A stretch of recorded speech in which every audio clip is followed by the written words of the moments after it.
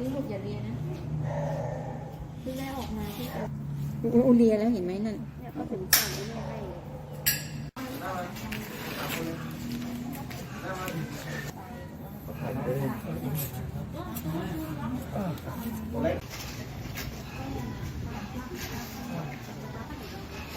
เอาวิดีโอนะเที่ยววิดีโอนะ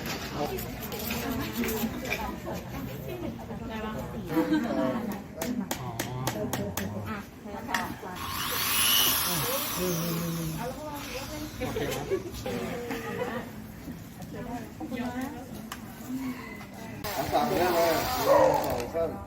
มาตั้ง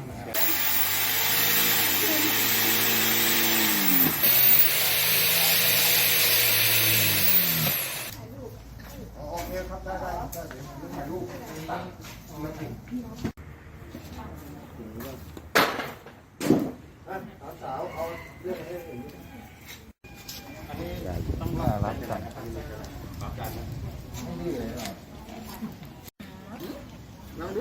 นลองดูคุณพี่ผู้หญิงเดี๋ยวพาเขาอุ้มเดินก็ได้ครับพาเขาปอบเดินก็ได้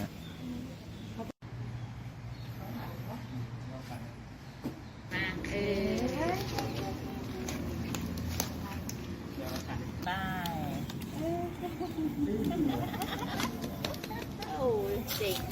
งเลยอ่ะหนูมีขาวเลยมีขาวนะจะเป็นยังไง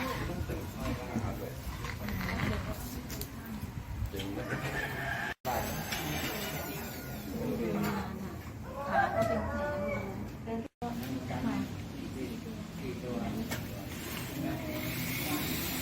เนี่ยเขาจะฉี่โดยที่ว่าไม่รู้ตัวเพราะว่าท่อนล่างเขาจะไม่มีความรู้สึกมีความรู้สึกไงกับกิจกรรมตัวนี้ครับดีใจมากเลยครับ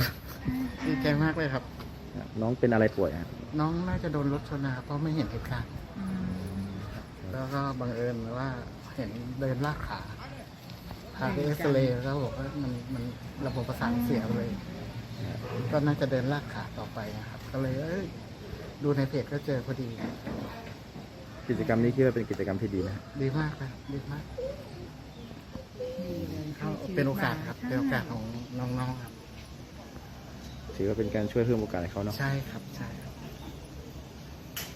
ขอบคุณมากเลยนะใช่จะได้เดินเหมือนเดิมนี่เสร็